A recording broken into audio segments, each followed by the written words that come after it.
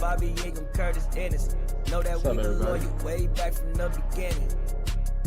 A trusted source for the news. 79th at Halas, what it is, what it do. Since Bobby Ingram, Curtis Ennis.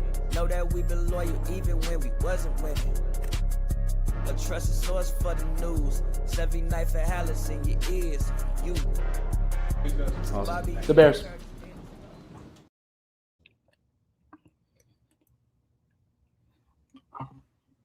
What is going on, ladies and gentlemen? Welcome back to another edition of 79th and Halas. This is episode 290. It is your guys, Scott and Flows here, man. Of course, you know to follow us on all social media platforms at Barberchair Scott, at Flows Andolini. Follow the Barber's Chair at Barber's Chair Co.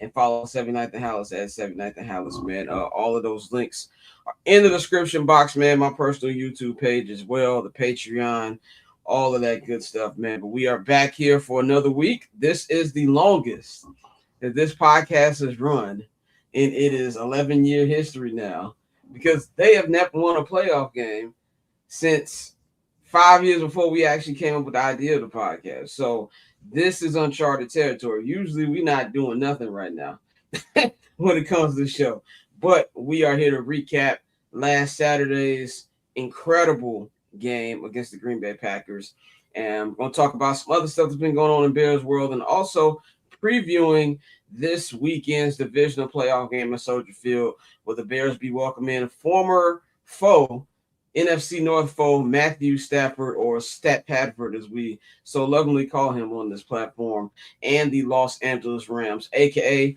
the Scott Lewis Bowl, will be going on this Sunday night. But Flows, how you feeling, man? I don't know how to feel right now. Obviously, this is all a positive. It's all a positive emotion, but it's like what? I'm so very unexperienced with playoff wins. You know, I think I've seen the year we went to the Super Bowl. Did we play a wild card? Or was just divisional conference and then Super Bowl? Divisional Super Bowl because divisional conference Super Bowl because we were the second seed. No, we were the first seed that year. I'm not used to that at all. So I think in my lifetime, I've seen the Bears win 4 playoff games.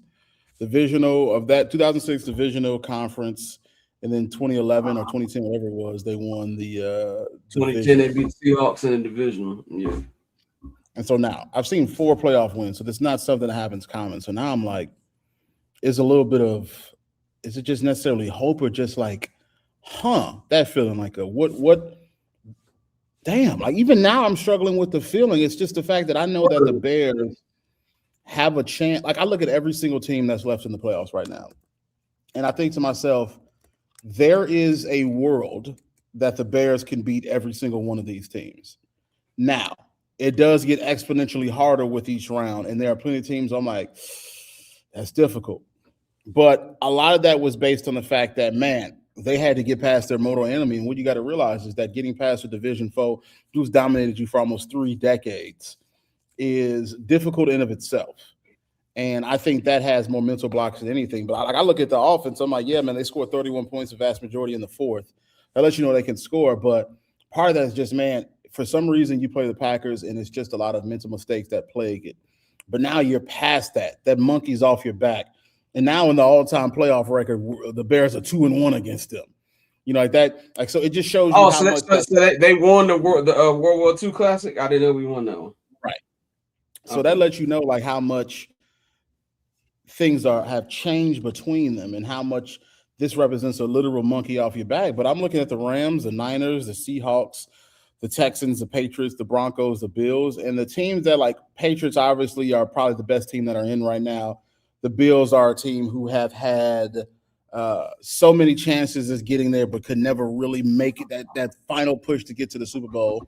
You have the 49ers who have been there several times and have come up short. You got the Seahawks who probably have the best defense, if not the Texans, who have the best defense left and can really shut you down. And then Sam Darnold can find ways to win. And then you have the Texans who offensively, they are struggle bus, but defensively, ridiculous amounts of talent, skill, and speed. But I look at them and I think there's not a single team the Bears can't score on. defensively, I'm like almost every single team can score on the Bears. But I also think last game against the Packers, you gave up 21 in the first half, and then you end up giving up only 6 in the next half, shutting down that defense. And the Packers had the number where they were top 10 in offense most of the year. And so I'm thinking to myself, like, they're top 10 in fishing this week. Right. And so I'm thinking to myself, like, what does that leave the Bears now? You know, can they actually do this? And I'm unsure. I'm 100% unsure. I don't know what to think. But it's a weird feeling. I guess like we're playing with house money right now. You know? Yeah, it's true house money. I know some people were saying that last week. I disagreed because you all know how I would have felt if we'd have lost that game. If we'd have lost that game, I would have been looking at the season much differently, whether good or bad. That's just how it is when you play your most hated rival. And I think anybody who's a fan of a sports team who has a hated rival, you will feel the same way. But now that you have beaten your rival, not only have you beaten them, I think that, you know, in the calendar year, 12 months, the Bears played them 4 times in the last 12 months. The first one being obviously the last game of the 2024 season, where the Bears went to Lambeau Field, won for the first time in like a decade. And, you know, that was off the Cairo Santos field goal. But the Bears have beaten them 3 out of the 4 times they have played. So I think that, you know, for me personally, I can't speak for other Bears fans, but I'm pretty sure they agree with me that the monkey is off the back as far as, you know, how you feel going into these matchups. Now, that doesn't mean that the Bears never going to lose to the Packers again. I think the Packers have a good enough roster, a good enough quarterback. You know, I talk a lot of shit about Jordan Love. I just don't think Jordan Love's anything special. But I think you're a liar if you think he's not a good quarterback. Jordan Love is a good quarterback. When Micah Parsons gets back, hopefully he, you know, I like Micah. He just has the wrong jersey on. But I'm a Micah fan, so I'm not going to sit up here and act like I don't like Micah. But if Micah gets his speed back, which is a big question mark for defensive ends when they come back from an ACL injury, if he can get that back, they'll still be right back around. The problem for the Green Bay Packers is the Bears no longer fear them. But Bears fans, we no longer fear them. So that doesn't mean that we can't lose them, but it's not like a trauma thing. The Bears did 2 key things for me this season why I really feel like they weren't playing with house money. You took 2 of the worst moments of my life as a Bears fan and you healed them. 4th and 8 has a new meaning for me now. When I think of 4th and 8 now, I don't think of Chris Conte getting destroyed by Randall Cobb off a play to end the season when you just came out of a timeout. I think now of one of the craziest throws I've ever seen in my life, Caleb Williams to Roma Dunze with the season on the line. Off the back foot falling. That's what I'm going to think about with 4th and 8. I'm going to think about, you know, the Bears coming back in overtime, Caleb Williams and DJ Moore to win the division. That essentially won the division right there. That's going to be a core memory. And now, granted, obviously wild card game ain't the same as the NFC Championship game. We all know that. There was more on the line in 2010. But that win, yes, on Saturday healed that 2010 loss because it just did. And also, I think the biggest thing here, and Packer fans won't admit it, but deep down they know, we, for the first time in franchise history, not just in the last 30 years, in franchise history, have the better quarterback. Well, Jim McMahon might have been a better quarterback than whoever they had in the 80s. I'm not too sure who their quarterback was in the 80s, so I don't know. But like an actual gamer, we have the boogeyman now. And that's the scary thing for the Packers. So for me, when I think about what's coming here now, and it's a great feeling because I don't want to say I don't care about Sunday's result because obviously I do. I want my team to win, but they have done everything that I get from here on out as a cherry on top. This is the most fun I've ever had watching the Bears. Now, is this the best Bears team I've ever seen? No. I still think the 2016 as a whole was a better team. I think the 2010 team as a whole was a better team just because this defensive unit is so lacking. It is a bottom 5 unit in the NFL. So just off of that, I think those are better teams. This is a more fun team with bigger potential and bigger offensive stars. I've never in my life have gone into a Bears game knowing they can just score 25 points in a quarter. Even when the offense was good in 2013 for that 1 year with Trestman's first year, it was not on the level it is right now as far as being able to score at will. And we definitely never had a quarterback like Caleb Williams. So for me, everything is a cherry on top. But I'm with you, Joe. Like, I don't think defensively we can win the Super Bowl. But at the same time, if you look at the other 7 teams that are left, they all have flaws. They all have flaws. San Francisco is beat down with injuries. San Francisco has a defense just as bad as we do. Seattle, I will not trust Sam Darnold until he shows me that he's not Sam Darnold. And that's just whether that's good or bad. That's just how I personally feel about that. If you look at the Los Angeles Rams, the team we're facing this week, they have quietly not really been that good the last 5 weeks. If you look at the games that they have played, the defense has been terrible. The offense has been up and down. They already lost to Carolina regular season. They almost lost on Saturday. I believe the Saturday loss on the defensive coordinator of the Carolina Panthers. Why you running man after you finally took the lead against those wide receivers? I do not know. So they're a beatable team. And Matthew Stafford has an under 500 record in the elements. Now, I personally think Fairweather is a little overrated, but that matters in this particular situation. So the Bears can beat the Rams. Look in the AFC. You know, there's some defenses in the AFC that frighten me. The Houston Texans defense puts the fear of God in me, but their offense does not. If CJ Stroud was even middle of the road, I would have them in the Super Bowl. You know what I'm saying? That's how scary that defense is. But the offense can be had. I'm not impressed by what I saw from the New England Patriots this past weekend. That showed me a lot more about the Chargers than it did the Patriots. The Broncos, really good defense. But you know how everybody talks about, the Bears can't keep winning like this? They done won like 10 of their last 11 off a lot of comebacks too.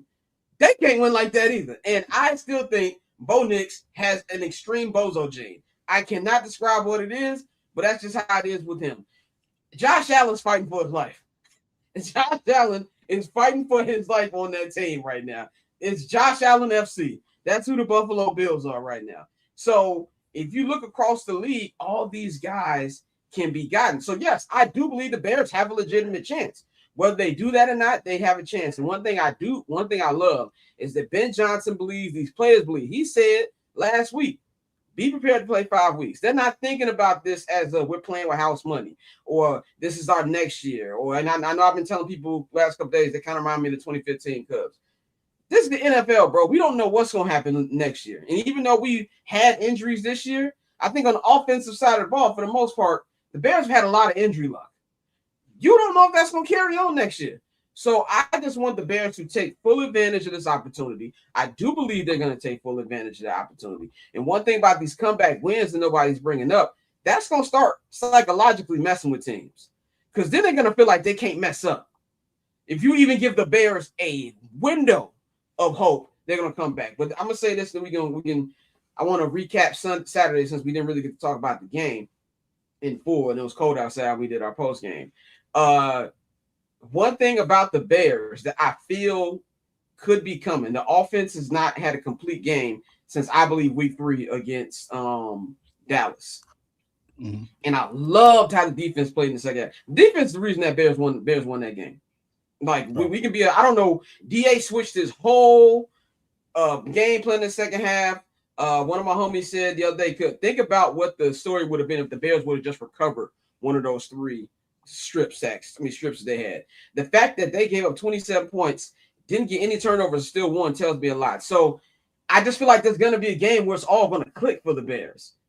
And my gut is telling me that game might be on Sunday.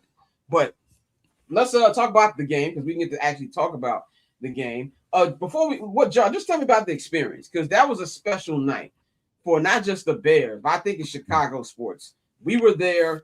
Tell me what you felt about the experience of being in Soldier Field. It was one of the most nerve-wracking times of my life. I think only one of the most nerve-wracking and one of the from that team up north. No, Michigan man. You don't get to use that team up north. Only I, as a Buckeye fan and a Bear fan, get to use that. You refer to them by their actual name. But I do love that Ben For Johnson. those of you who are just listening to the audio, the chat said, I've been enjoying the meltdown from that team up North media fans.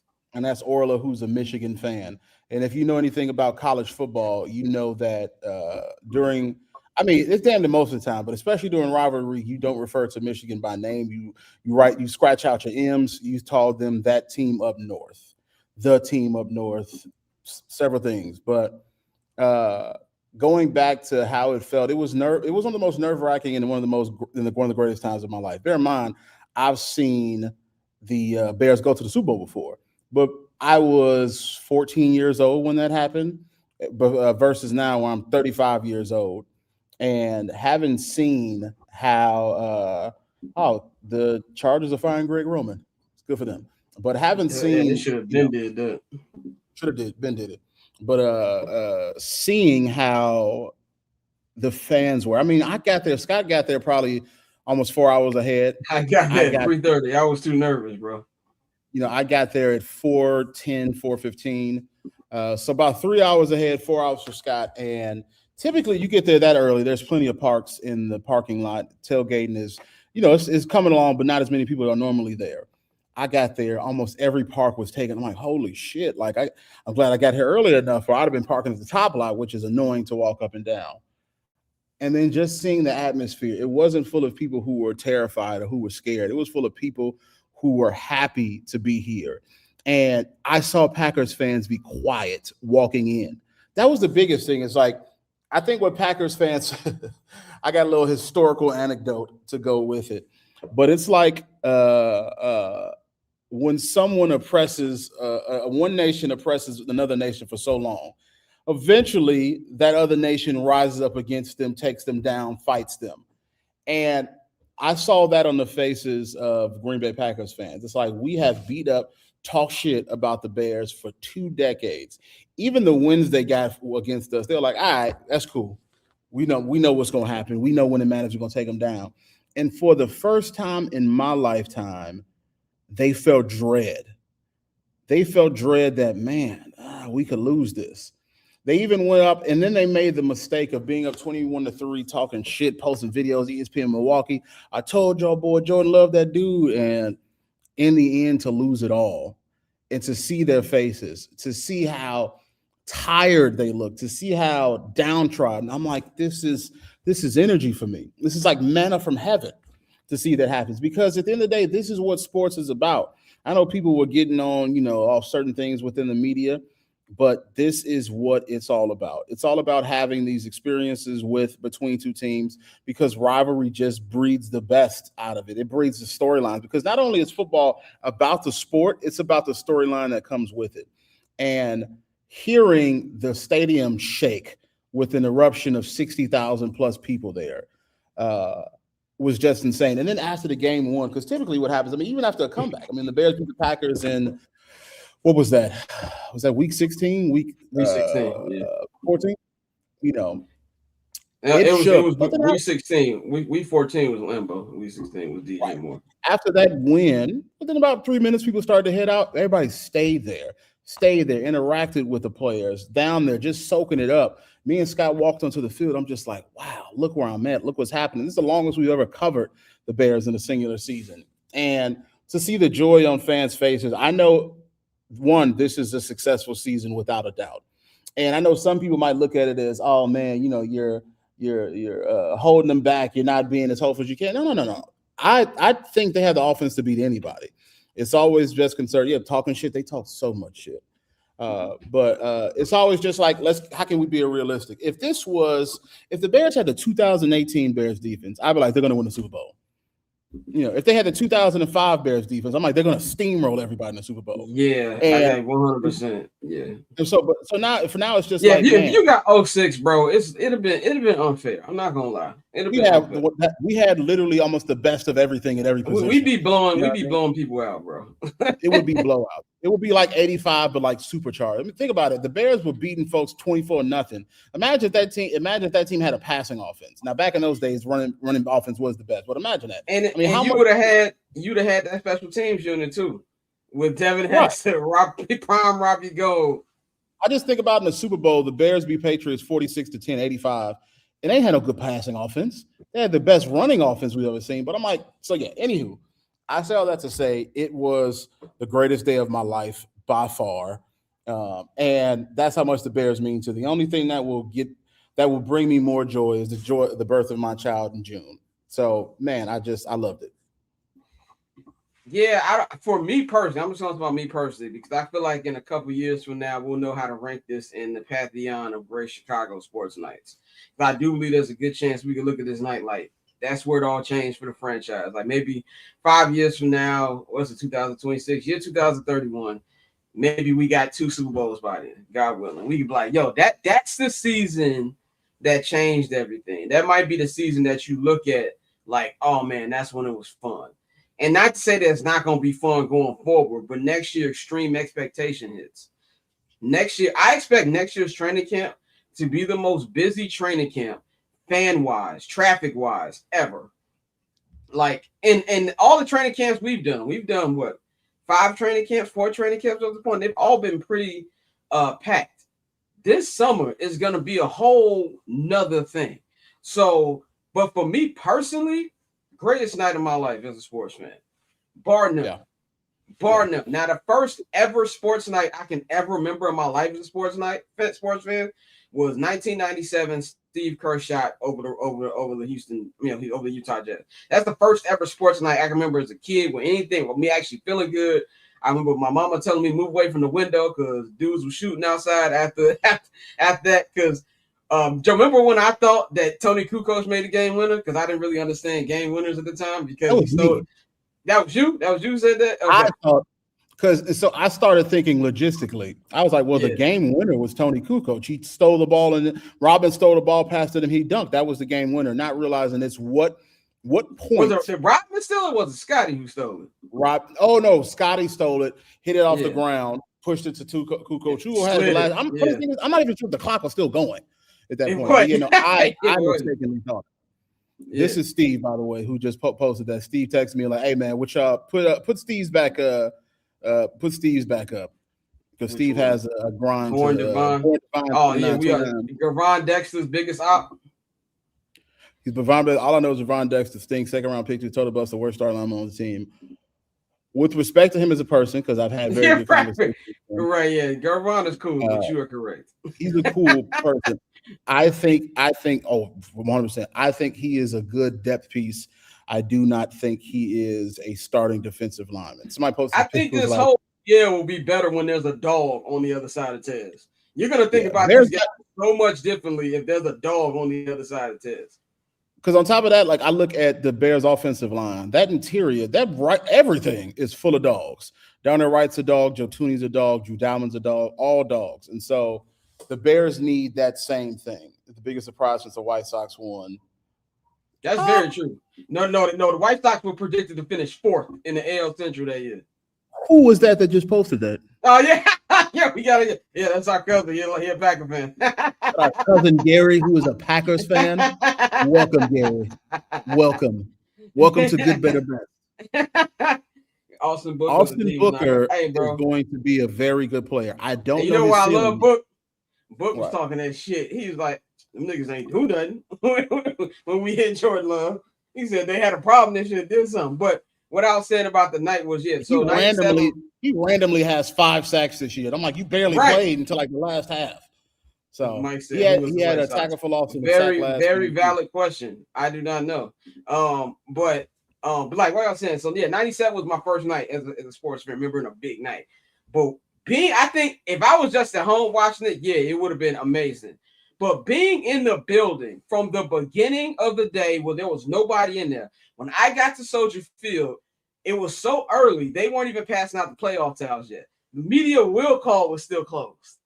I went in there because I just had extreme anxiety. I have never been, as Mike said, flows is better than Billings. But I just had extreme anxiety. This is the most nervous I've been for a sporting event since Super Bowl 41. And for those of you who are not Bears fans, you're probably looking like you're crazy. You've seen your team in the Super Bowl before. That is right. But this is the Green Bay Packers, bro. So I was just like, let me just get out the house. Part of it was to beat traffic. I remember how late we got there week 16 when we left at our regular the time. So I was just like, let me just get there and I know I feel better. So I got there and I walked through the Waldron lot just to kind of like, people were still setting up their tailgates. It was real quiet. It was real calm before the storm type vibe. And I walked into Soldier Field and I got to the concourse. I was like, let me just walk around the concourse. So I walked around the concourse like I was Ryan Poles. And like just feeling the vibe, the pre-stuff, like the concession people were putting stuff together. I walked into the stands and I took a picture, took a video of the field. And I was just like, and I just had a feeling all week and that day that the Bears were going to win that game. Now I did lose faith during the game. When they went up 21-3, I was like, it's over. I didn't tweet no more because I just knew I was going to tweet something that I don't need to be tweeting. So I just stopped tweeting. But just incredible thing. Like it felt like a movie. It's one of those nights that you're always going to remember as a sports fan. And especially for Bears fans, because it felt like an exorcism, like, just everything being released from you. And when DJ Moore, and I got to give it to the crowd. Now, Bang says it was different. Bang was in the crowd, and he said there wasn't people in the crowd who were giving up.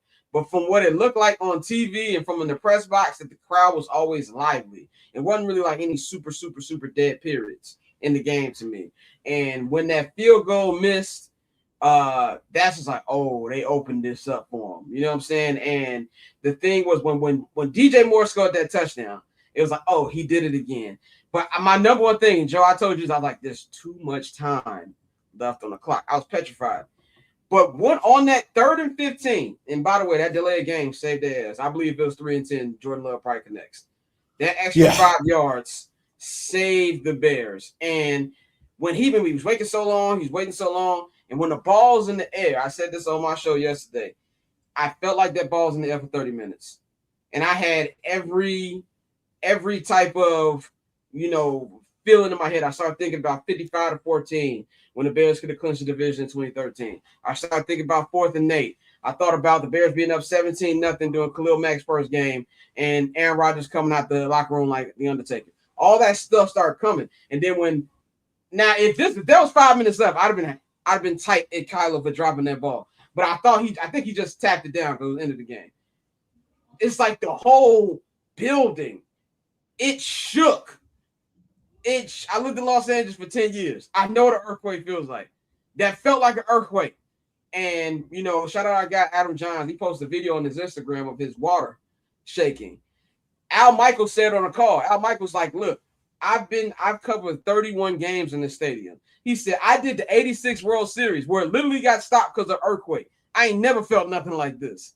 And, just see all the joy, man. It was an incredible sports night. The players stand after to celebrate with the fans. Rome hopping into the stands. I didn't see that fan had that, how they give the Packers fans, the owners things, the owner, Caleb Williams. Just an overall great night. Now, the challenge now is the emotions gone. Can you bounce back and think about, okay, the Packers are dead and gone. You finally knocked the bully out. Now let's go win a championship. That's what I think the vibe should be. That's what the vibe should be. Yeah, but I agree wholeheartedly. Let's move on to some of the reaction post game. Now there's Ben Johnson, our fearless leader, Mr. Benjamin Johnson. He said, "Fuck the Packers, fuck them, fuck those guys," which really spoke for the entire city. He spoke for a fan base worldwide. And shout out to a lot of the worldwide Bears fans. We saw a lot of them. I saw a lot of people in the UK, a lot of people out in the Philippines. There was a lot of international Bears fans I saw on social media these last couple of days. Shout out to y'all. And people are mad. People are mad at Ben Johnson. He shook his hand. Like, when did we get so soft? You know what I'm saying? That we can't have real hate and rivalries. I love that Ben Johnson isn't sitting courtside at games like that clown Matt Eberflus was.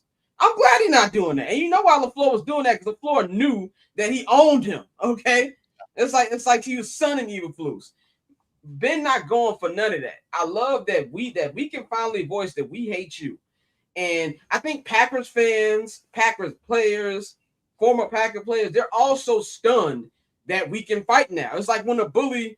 It's like the bully finally gets knocked out by the kid he bullying. Like, he can't believe that he hit back. That's what it's like. It's like their entire fan base and everything are just so in awe This is a rivalry now. This is how I want it to be. And the next time they beat us, I want them to act the same way. That's how it should be in sports. So I don't understand this soft stuff. We got people, clowns like Stephen A. Smith talking about you got to have some decorum. Like, what are you talking about? Like, it's just so much. So you got that end of the spectrum, and then you also got people treating Caleb like the superstar that he is. Like, it is he's everywhere. It's on everybody's. It's all over the NFL thing. I saw a clip from Rich Paul and Max Kellerman's podcast this morning. Rich Paul was like, the NFL is just better when the Bears are good. Like, this is like, we forget that this is such a big team. And now that you got a quarterback, that's kind of like and you got a coach who don't care. And I think somebody said, I didn't know people hated Chicago. Like, bro, I keep comparing it to the Knicks. People don't like us. And the worst part for people is if we become the villain, because we the last fan base you want us to do. So what's your thoughts on the extreme reaction, both from Ben and just all the love that's been showered at Caleb? You know what? It's one thing is like one thing I believe is that America loves outward, like this righteousness, like look like you're doing good. And so if you're not being humble, then especially when you're used to losing, and it's a problem. On top of that, we don't like change. And so they have dealt with the Packers for 2 decades plus, beating the mess out the Bears. Even when the Bears are winning, Packers are just like like it's nothing. And so all of a sudden you look up and the little brother is whooping the big brother's ass. The little brother's talking shit. And it's like, it hurts their sensibilities on what should happen in this hierarchy. And so because of that, I understand it. But it's also basic hypocrisy. You didn't care when Packers fans. I mean, think about it. The week up, we want the Bears. Oh, we got a chance to end the Bears season. We got a chance to end their season. I want to get my league back. And so in a post-game speech, not directly to the player, not directly to the Packers themselves, but in a post-game speech where somebody in the background goes, man, fuck the Packers. He goes, I'm okay, but I'm hurt the Packers lost, but I'm happy for the city. I don't know how that works, Gary. I don't know how that works. No, I don't know how that works, Boo. His name is Boo, for those who don't know. I don't know how that works. Nickname's Boo. But so when I think about that, it's like, yeah, you're okay with them talking shit because you're used to that happening for quite some time. But now that Ben Johnson, he did gain it twice, but now that Ben Johnson has beat you all several times in a singular year, has a winning record against you, and then one of his players says, man, fuck them. He's been fucked the Pack. Like, on top of that, if you've ever known sports, do you know how good it feels to hear your coach, who your coach is typically always older than you, has been in the game longer than you, and you hear him coming down with you on. It's not like going to your level, but being at your level, camaraderie. To hear your coach say that, for us, it would be like Coach LeBlanc when I was in high school, and when we smoked Lane Tech twice, Max Preps, if you don't change them 2008 scores, it says Lane Tech beat us and we beat them twice. Somebody put on our Patreon comments, he said Joe's team was the flip the way we played Lane Tech. I was like, don't gas him up. All right, don't gas him up. It was our guy Chris DJ on Twitter. Lane Tech versus, yeah, because that was Chris played with Curie, and so Chris came he graduated a year after me. I think they beat Lane Tech the next year, but he was a junior when I was a senior. And when I was a junior and I played my junior year, Lane Tech had beat Curie for so long. They were used to it. Here comes the first game, and we smoked them like 35-15 or something crazy. And and in the playoffs, we beat them 18-13. They were so used to that happening. And I look on Max Preps when it has the scores of all the old games. You have to send them in. And it said Lane Tech beat Curie. I was like, we kicked y'all off the playoffs. But all of that to say that when you just figure it out, it's a difference. And so you want your coach. And so that was my point. If Coach LeBlanc, after we beat them that second time, knocked them out the playoffs, were to say, we said, man, fuck Lane Tech. And he goes, man, fuck Lane Tech. We would have been it would have felt good. You want your coach to run to that level. And it's also good that he didn't back down. Now, if a week from now, some shit, who knows? And all in the postseason or off season, he goes, yeah, maybe it was a little too much. I can understand. But in the heat of the moment, GZ316. What it comes down to is they like lovable losers because they can expect you to be a loser and not challenge anything. But the moment you get better, it's like, what you doing here? You need to stay away and go back to your place. And so right now, man, we soft. You know, we as a society, I think about society, we're not actually soft. We just like things the way that they are, and we don't like change. And when that happens, we use excuses for why we don't like it. Imagine if a Packers fan just said this, he's like, I love it when we get to say fuck them. I don't want them to say it to us. You can be like, your ass lame, but you're gonna say, you know what? I respect you being honest to me. You know what I respect? Xavier McKinney's response to Ben Johnson. He said, "Oh, Ben's a troll." He said, "I'm not a troll." He said, "But I respect it." He said, "He's a hell of a coach." Fair play.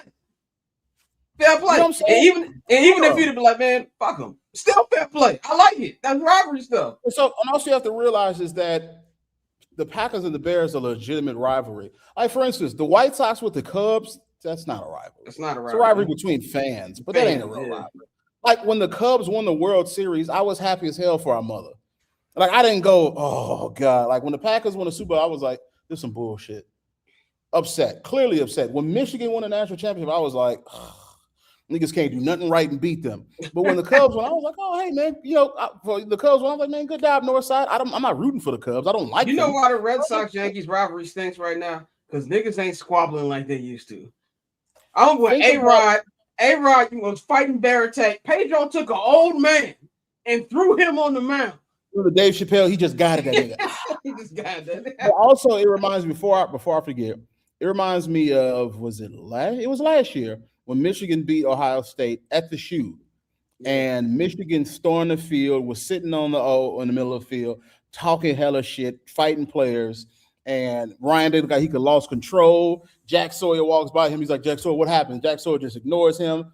And then when they asked Sharon Moore, was his name? The newly fired serial predator, Sharon Moore, who they asked him, you know, do you think it was right for you all to storm the field and do that? And he was like, they ain't won it. They should have won the game. That's hate. That's how it's supposed to be.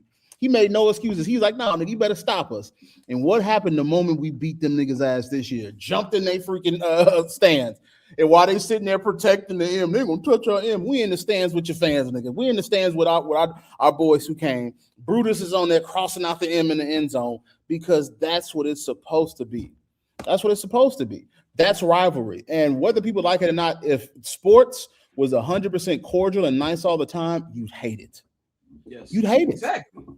You love sports to have the drama because it's like an opera and an Olympic sport in one. It's in one. At the beginning of the Bears game, before it happens, you see them in the middle of the field talking shit. From Tory Taylor, who is the person who they talk shit to the most. Tory Taylor, I just want to punt. Why are you in the middle of the field? You don't fuck with them Australian niggas, man. What do you say? You don't mess with them Australian niggas, man. You know what I'm saying? That drama is the beauty of the sport. Accept it, because if the Packers come back next year and let's say we beat them both in the season, but they come in the playoffs and knock them out, I'm gonna be heated. But I'm gonna respect the fact that they can talk all that shit. Because now we're talking about Packers fans. I've never seen a team so obsessed with another team. I was like, brother, at the draft, Clay Matthews got up in there and said, "Oh, I got something. The Bears still suck." What does that have to do with us? It had nothing to do with us. But you know what it does? We're rivals. We're rivals. And then also, I like real hate. Like, I don't know if y'all saw Week 18 in San Francisco when it was Monday. I don't know if it was Monday Night Football, but it had to be because Troy Aikman was there. Troy Aikman on the field. Jerry Rice walked past that nigga like he never seen him before. That's real hate from the Niners Cowboys days. He looked at him and kept walking. That's what I like in sports. You know what I'm saying? I like the North Carolina Duke rivalry. I like Michigan, Ohio State. I like what Lakers Celtics used to be. You know what I'm saying? Red Outback is like, cut the heat up on them niggas. You know what I'm saying? You know, have somebody call the Laker hotel every day. You know what I'm saying? In 2010, when the Lakers and Celtics played in the NBA Finals, do you know that Los Angeles delayed the Celtics flight back to Boston on purpose? And they said Phil Jackson and Kobe and them flew off while they were still waiting on the tarmac. That's real hate. Okay. I want everything short of death threats. You know what I mean? Exactly. You don't have to threaten them. Like, keep that somewhere else. Like, I'm sure fans, when there's something bad in the middle of the game, said, "Oh, I want to kill this nigga," like that type of thing. Keep that to yourself or in your house. Don't put that online. Don't make actual threats. But anything short of that, brother, I am for it. I mean, think about it. Didn't the Bears have like issue with the headsets in Lambeau? Am I mistaken? No, they did. They did have issue with the headsets. Do you think for a second that wasn't actually 2025 that there was problems? It was on purpose, so much so that Ben Johnson, who has coached before in Lambeau, obviously not as a head coach, prepared for it. What, bro? This is sports. I want to see it. You know what I'm saying? I want to see the drama, the pageantry. It was great, man. It was fun as hell. And if the Packers do that next year, I'm like, hey, man, they deserve it. They got the right. Fair play. If you come back and you smoke us, Christian Watson catches it over Nashawn Wright to end the game in Lambeau, I'm like, you won. I'm gonna be heated, but I'm gonna take my licks, because you also have to think about it. Bears fans, Scott, how long have we had experience with taking our licks? Decades. 30 years. I know 30 years. But taking licks. I know nothing but taking licks. I know nothing but going, hey man, they won. They won. You know. Yep.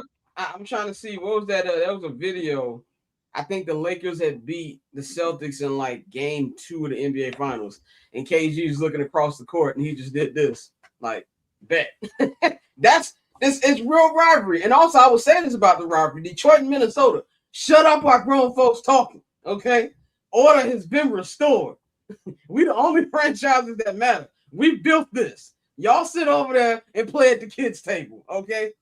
So that's what I feel about that. But before we get to Bears Rams, what do you feel about the love that Caleb's getting? Because it's everywhere. People doing the what's called the Iceman, and I know everybody's like Cole Palmer. Yes, cool. Cole Palmer, Morgan Rogers, Trae Young. It doesn't matter. It's been taken. Okay.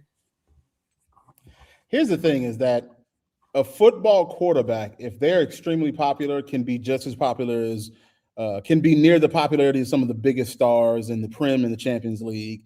Now, obviously, someone at the tip of the top of soccer like Messi and Ronaldo are stratospheres, but. Yeah. I think about who do you think is the biggest athlete of all time?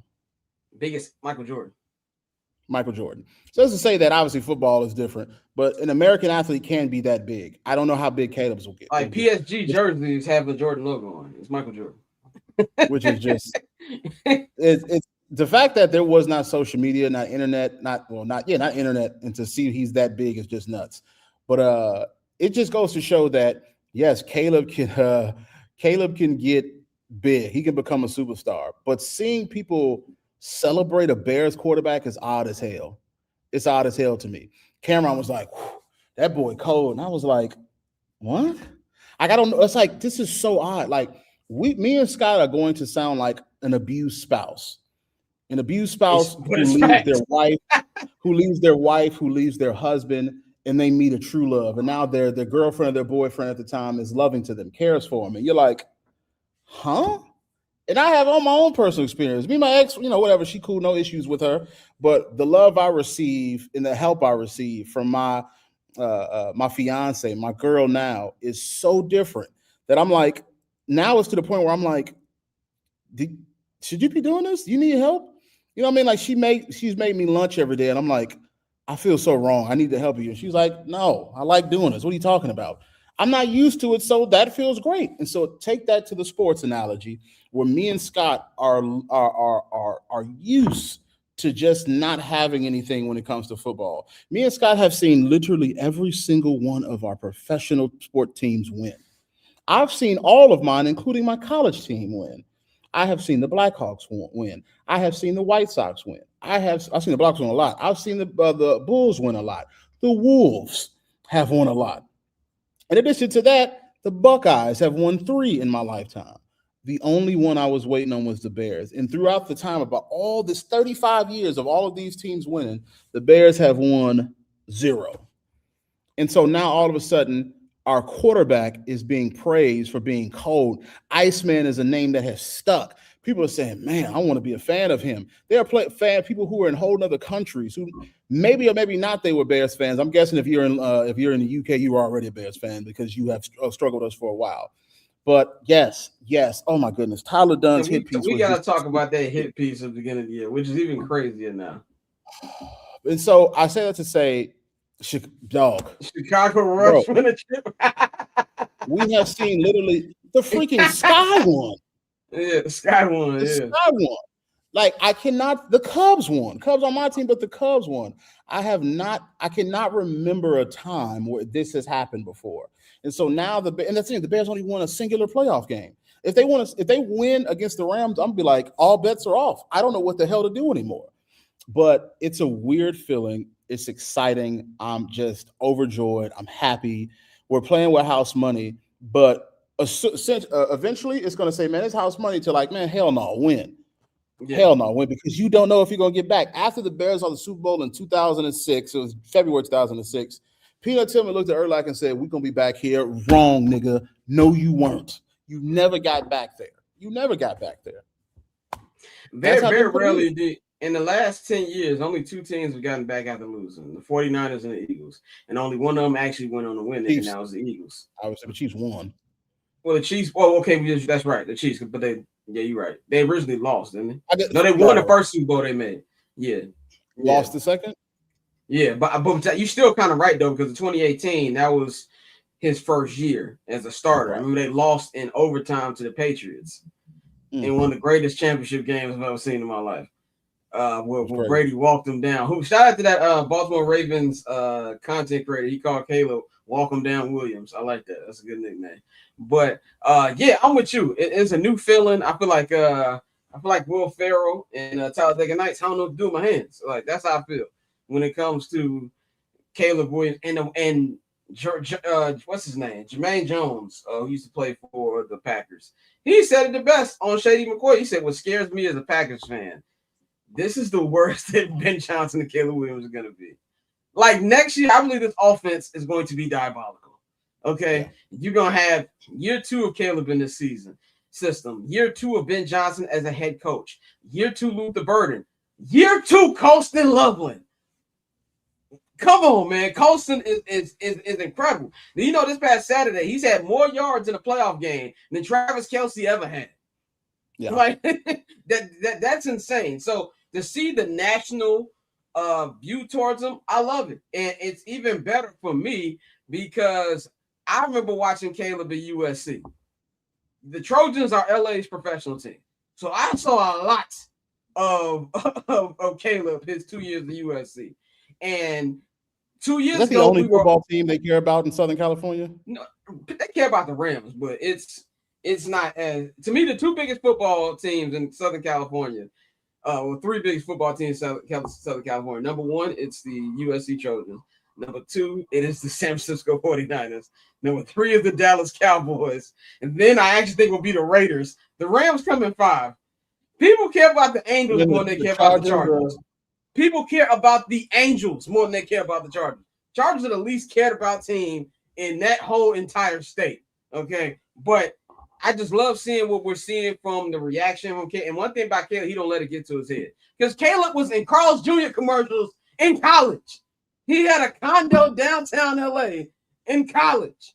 So he's used to all this. You know what I'm saying? So that's what's been great for me to watch it. But it's just been overall fun. But there's one point you said before we get to Bears Rams, we'll close it out with that. When you said that eventually it's going to go from I'm having fun to just get it done. I think if the Bears win on Sunday, it's going to be like, okay, you 2 wins away now. Yeah, you got to win now. And especially if you're at home, the great thing I love about the Bears being the last game this weekend is we're going to know what their situation is before we kick off. Right. You're going to know if I'm rooting for San Francisco because I want NFC Championship game in Chicago. And San Francisco wins, you get your rematch against the Niners at home. If Seattle wins, what did he say? Yeah, I'm concerned a little bit, but I packed that thing too. Like, that would be a tough game. Seattle is probably one of the toughest environments to play in the playoffs. I don't even know if they've lost the playoff game home. I'm pretty sure they have, but I just can't remember it. Seattle's defense reminds Seattle and the Texans are Patriots are up there too, but I would say Seattle and the Texans are what I believe are the 2 best defenses left. Yeah. The Seahawks. You don't like the Denver defense? Very, very good, but I think that they're better. At least I think they finished. I think Denver better than the Patriots defense would. Oh yeah. Denver's better than the Patriots defense. When I look at the Seahawks defense, it reminds me of like some Doberman pinchers, a Labrador, not Labrador, Doberman pincher, or like a German Shepherd. These big, stocky. Shout out to former Bulls coach Johnny Bach for the Dobermans. We used to call Scotty and Mike Dobermans. That's what they remind me of. And so, what do you don't think about them Dobermans as just like wild and voracious? You think of like, man, you don't want to touch them because you know it's going to get rough. The Texans remind me of some ravenous wolves that are just ready to get their head off. They might give up 15 one play, but the next 4 plays, you're going to be on your ass every play. They're a horrifying defensive line. When I watched the game, I said, bro, Aaron Rodgers is dropping back, and within a second, the line collapsed. Getting killed. Right. And that secondary is lethal. Whereas the Seattle defense is so situationally stout, it's insane. It's like, we're going to pressure you. But also, you know what? We might switch up this defense to skies that drop back and cause you to throw a pick. You're running, you're not getting a singular yard. And so, they're definitely scary. But I would rather, and because of that, I'd rather play the Niners because we know that Niners defense is ass. Niners defense stinks, and you get them in the elements. Right. And now, I put like this: if they got Seattle, right? If the Bears beat the Rams and they get Seattle, it's gonna be extremely tough. But if the Bears beat Seattle in Seattle, I believe they're winning the Super Bowl. Yeah. If you can go into Seattle and beat them at home against that defense and against that offensive line, because that's why Darnold plays so well, because you can't touch him. Yeah. So Donald, his bozo gene flares up if you can get to him. The problem is ain't nobody been able to get to him. So with all these odds, they have all their strengths are the Bears' weaknesses. So the Bears found a way to win. In the words of our guy Cap, find a way to win a football game. If they play Seattle NFC Championship game and beat them on the road, I believe they win the Super Bowl. That's what I meant. I believe they win the Super Bowl if they can do that. Yeah. So that's how I feel about that. But, one thing for sure, I think this game against the Rams will let me know because I think the Rams are the best offense left. After them would probably be the Niners, and then after them would probably be the Patriots. The Rams offense was number 1 throughout the year. Just an incredible offense. I mean, the running back room is diverse. It gets it done. And in addition to that, we know that Matthew Stafford is one of the best quarterbacks. He's the best quarterback in the game outside of Patrick Mahomes. Right. Yeah, there is no check down. It's insane. And so he's the best quarterback outside of Patrick Mahomes left. And as a matter of fact, if Stafford wins this MVP, he's absolutely going to the Hall of Fame. I was a little bit like, before this season, but he would go to the Hall of Fame now. Not only is it very difficult to beat him in the just regular passing, if you try to press him, the short passing opens up, and it's just insane what he can do. That being said, Matthew Stafford has not spent a lot of time in cold weather. Now, a lot of people are going to say, well, he played the NFC North. Yes. But what is it about Detroit that's different than other NFC North teams? It's a dome. I actually have a stat for you about him in a minute, but keep going. It is a dome. They have spent now, of course, they would then travel to Minnesota, to Chicago, to Wisconsin. And so he absolutely has experience in the cold. But his college career and the majority of his NFL career, he spent in warm weather Georgia or in a dome in Ford Field. So because of that, I know that the cold is an advantage. The biggest issue I have is that can they slow down that passing attack? The rushing attack, I believe they can absolutely slow it down. The passing attack is the difficult part. Jalen Johnson, who's coming off that groin injury, is going to have to guard one of the best wide receivers in the league. And if somebody said he's the best wide receiver, I would be mad. Puka Nacua is ridiculous. And you look at him and you think, man, he about 5'10". That boy is 6'2", stocky, strong hand, strong in general, can block. In addition to that, he gets that ball in his hand. He is incredible in space. He is just insane. Okay, here's my stat for you. Matthew Stafford in the outdoors, in the rain, snow, has a 1-8 record, a 1-9 record, because I think this is before they played Philly in the playoffs last year. So a 1-9 record, 54.6 completion percentage. He has 59 completion percentage, and he has 16 TDs, and he also has 11 interceptions with a 76% passer rating. Like I said, this is the best time, I think, to get in. So even if you stop Puka Nacua, Devonta Adams, who may not be in his prime, can still absolutely get it done. They got great tight ends, a good offensive line. They are a very good team offensively. And also, we know what their coach can do on offense. Probably the best offensive mind in the league. And so I would if the Bears lost to them, it would not be a shock at all. Right now, my struggle is, can they stop them on offense, or can they do enough to stop them on offense? Because what we saw with the Niners was the defense stopping nobody. Now, there were injuries and there were things that were not happening, but they were not stopping them. And the key, I think the X factor in this game is going to be DeMarco Jackson. With TJ Edwards being out for the year, for the rest of this year with that injury, with respect to him, TJ Edwards, I had one of my best interviews with him, because TJ is native to Chicagoland. And, we talked about, hey, man, being back in the city again, you were raised around here, obviously not from Chicago, but you grew up in Chicagoland in this region. So for me, it's like, that's why I think like Chicagoland should just be named Chicago, just like LA has LA County, but that's besides the point. I actually agree with that. With the dominant city, there's Los Angeles city and there's Los Angeles County. I agree with that. Which is why someone like Kendrick could say LA, but he's from Compton, but that's still LA County. And so I think so he has experience with the Chicago regional or metropolitan area. So he knows it. We chatted with him. He loved it, man. He talked about summertime shy. And so to see him go down like that really sucked. And it also sucked too, because I have a soft place in my heart for the free agents who joined us when it was rough. And he had just came from a team where, he had won a Super Bowl a couple years with the Eagles before. So he took obviously the money help, but you took a leap to come to the Bears. That's why I got a soft spot for TJ, and the injury looked terrible. Right. And so now with DeMarco Jackson in relief, because first we saw it was Amin, and I forgot who the other person came in. DeMarco played great in that second half on Saturday. DeMarco has played great in every game he's played. And then I think what I failed to realize is DeMarco's size. He's a big freaking dude.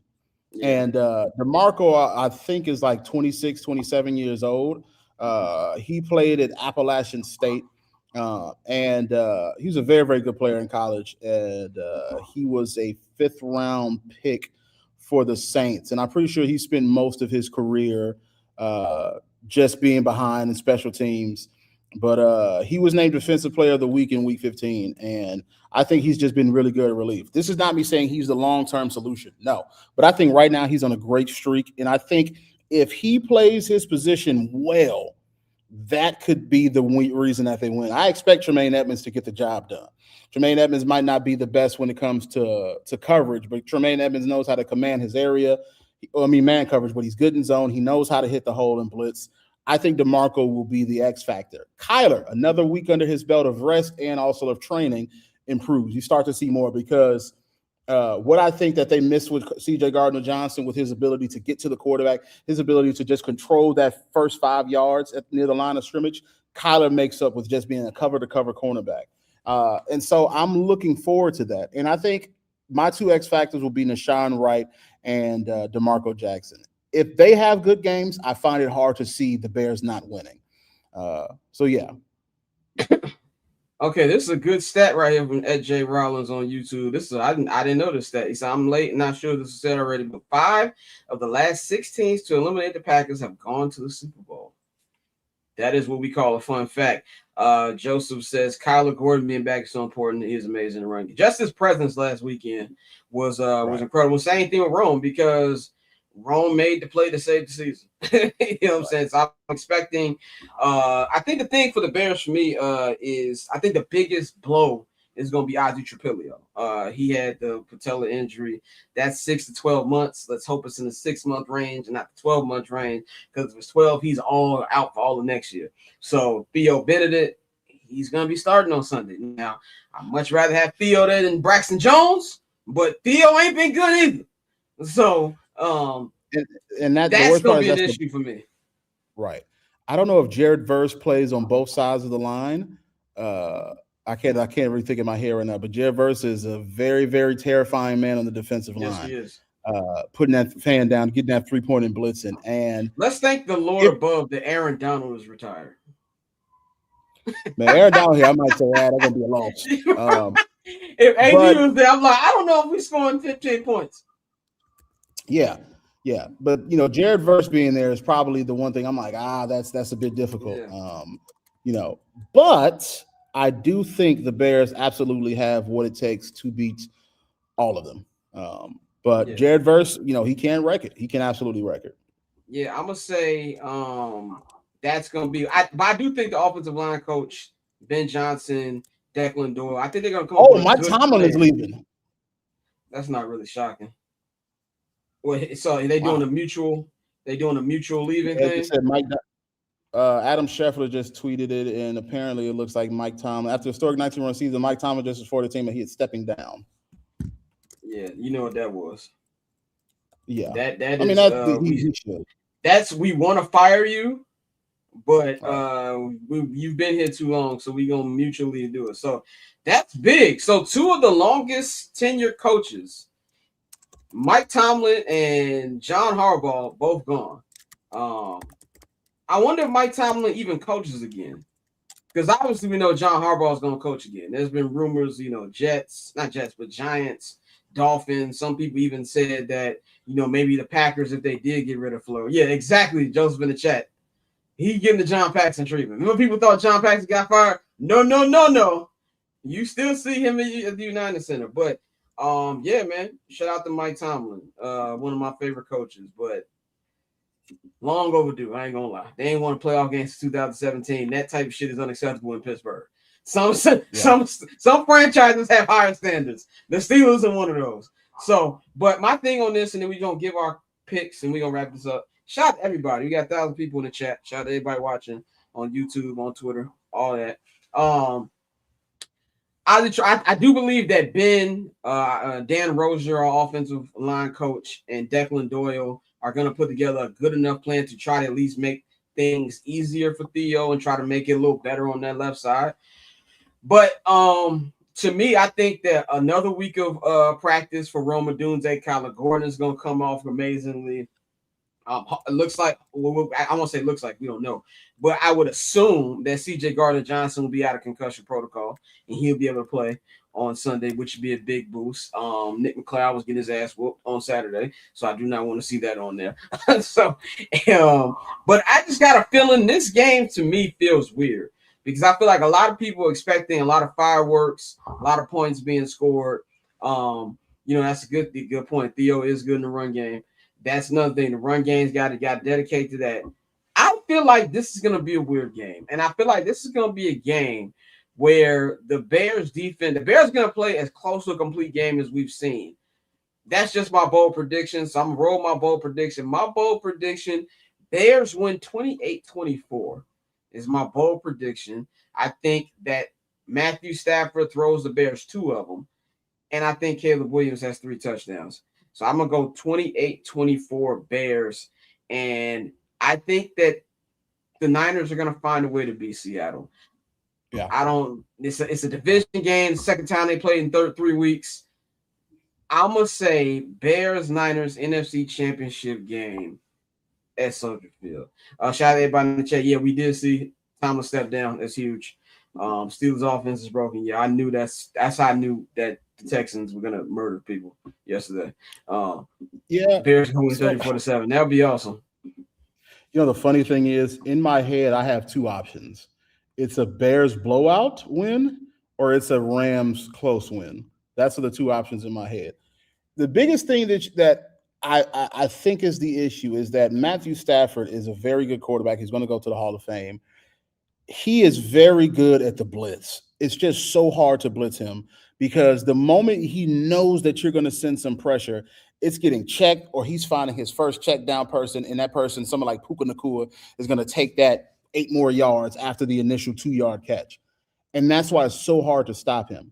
What makes it easier, and why it's during the season the Rams lost to the Eagles, losing to the Falcons, because the front four on both teams was just getting at him every single time, and they didn't have to send extra pressure. So they were able to send 4 and drop back 7. And so when Matthew Stafford sees the pressure and he wants to go to his first read, it's already taken up. And once it happens, he's immediately on the ground.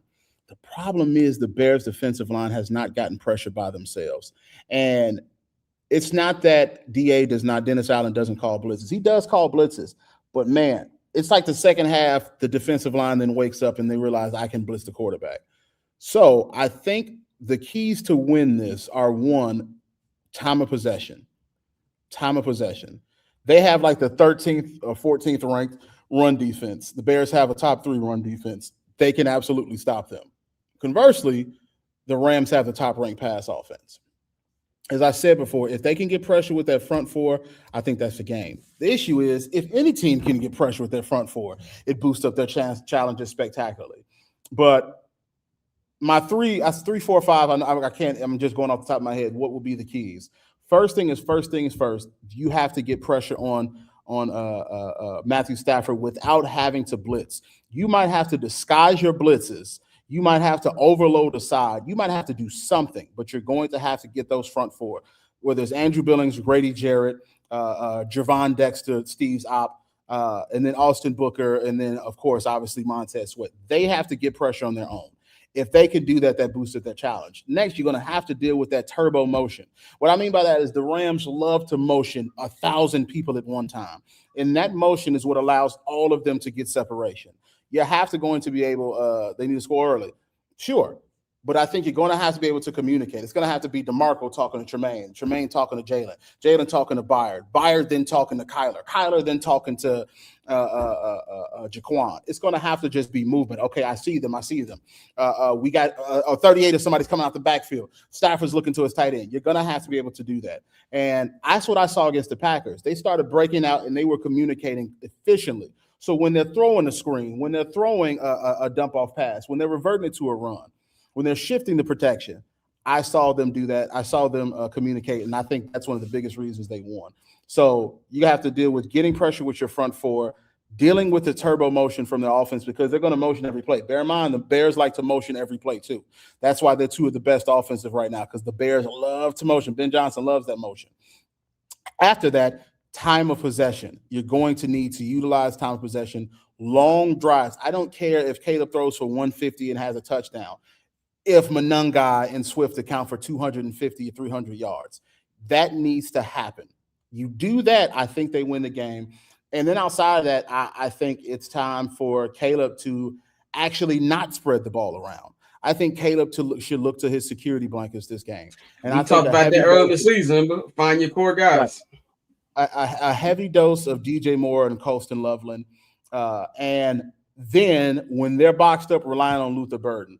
Rome Odunze is still recovering from that injury, so I know he can't have as many snaps as the rest of them. And so you'll probably see the vast majority of that time. Either you'll see the Bears in some 12 personnel when you'll have Kyle Monangai, DeAndre Swift as a running back, and then Colston Love and Cole Kmet. Or you'll see them in a freaking 11 personnel where it's a tight end and a running back. But you're going to need to see that happen constantly. If they do that, I really, really think this will be a handed Bears win. If that doesn't happen, I can see that being a close loss. But you do that, scoring early obviously is the thing. I still personally like getting that ball at half. But yeah, I do believe Ben was a little thirsty on Saturday. I understand it, and I probably would have did the same shit. But now that the emotion is evolved from, I think you're gonna see a much more calm Bears team because there was so much emotion these last couple games. You know, you got the 2 Packer games, you got the Niners game on Sunday Night Football. Kyle Shanahan, Ben Johnson. You know, can Caleb go up against a high-powered offense and go band for band? And then of course the Detroit factor. There's so much emotion in these last couple games, and not to say there ain't emotion in this, but there's nothing but respect for McVay and Ben Johnson. Like Kyle Shanahan is one of LaFleur's guys. And I'm not saying Shanahan and Ben Johnson got beef, because from what I heard, I don't know if that's the case. But I did hear today that a lot of the people who fuck with LaFleur do not fuck with Ben Johnson. There's nothing but love between McVay and Ben Johnson. So I think it's going to be a little bit more, I don't want to say a respectful thing, but I think they'll be easier for them to dial in. And who is Caleb Williams' favorite quarterback? He always just say, it's Matt Stafford. So there's gonna be I feel like it's gonna be a more calm Bears, and I think that'll have them a better way to focus this week than it was last week, if that makes sense. And I think they'll make smarter decisions because there was a couple 4th downs I didn't understand. You know what I'm saying? That I didn't get, but it was a Packers. We got to beat them. So I agree with you on that one. Yeah. So what's your final score? Unless you were finishing up your breakdown, I don't want to cut you off. My bad.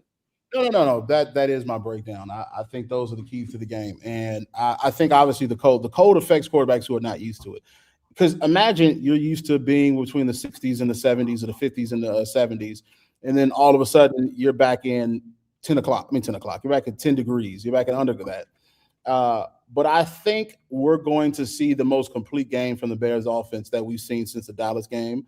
I mean, shoot, since the Niners game. That Niners game, they were coming out blazing. Yeah, true. But of course, I think it'll be most complete team performance since the Dallas game. I'm expecting to see some big Cairo kicks, some very good kickoffs, some solid punts from Torrey Taylor, who Torrey Taylor, quiet as kept, is having a very good year as punter. I love that he's not just booming it, he's directionally angling it. And so if Torrey can get those sidelines, I mean, hitting the hashes, being able to get that ball to bounce forward, to get more yards. Duvernay continue to get us in good position. Duvernay's been good the last couple of weeks. Devin Duvernay has been, it doesn't seem like he has that breakaway speed to get past, but he's getting to 40 to 50. If the special teams comes out, it's also going to be a good game.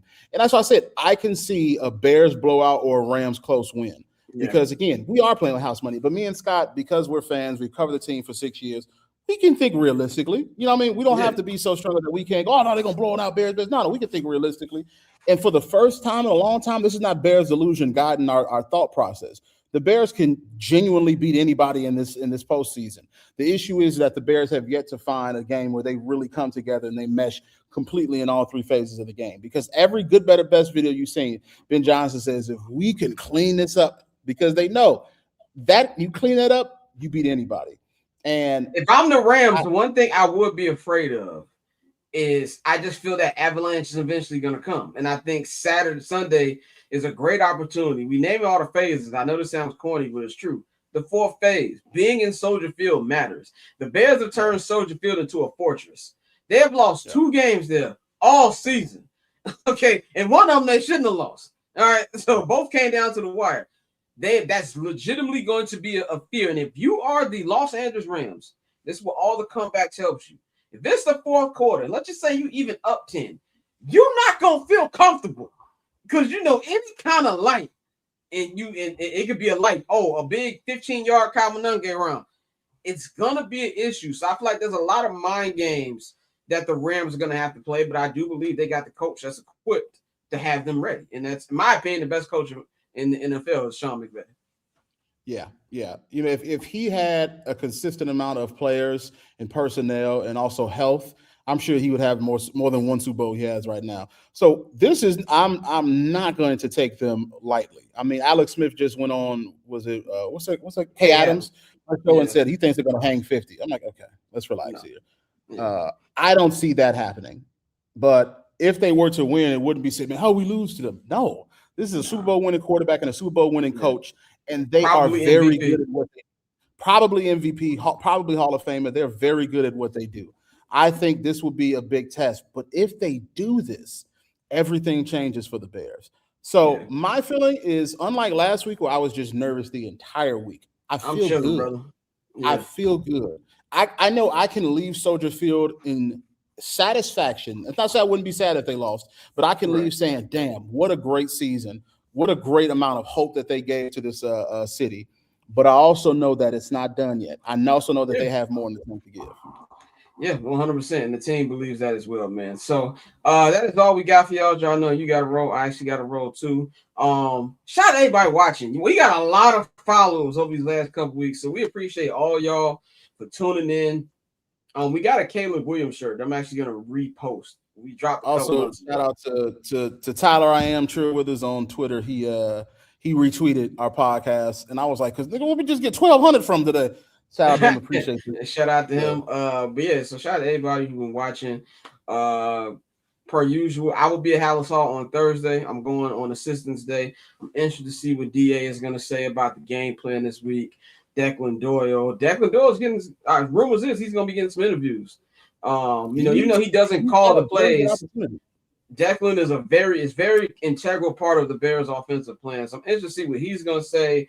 Hightower, because I think all the phases got to come to play this Sunday. So I'll have that. I'll be doing open locker room, all of that, and then Friday we'll do a full updated Bears preview where I'll be able to get y'all injury reports, and we'll also be previewing the other wildcard games. We are in the Elite 8 of the NFL season, so tune in with us, man. So anyway, follow us at Barberchair Scott, at Flows and Leany. All of the links are in the description box right now. Subscribe to my YouTube channel. Subscribe to the Patreon, man. We gonna holler at y'all on Sunday after the game for our on-field post game, and then next Tuesday per usual. Hopefully, we'll be previewing the NFC Championship game and not recapping the season. Either way, we gonna holler at y'all. We up out of here. Since Bobby Ingram, Curtis Ennis, know that we been loyal way back from the beginning. A trusted source for the news. 79th at Halas, what it is, what it do. Since Bobby Ingram, Curtis Ennis, know that we been loyal even when we wasn't winning. A trusted source for the news. 79th at Halas in your ears, you. Awesome. The Bears.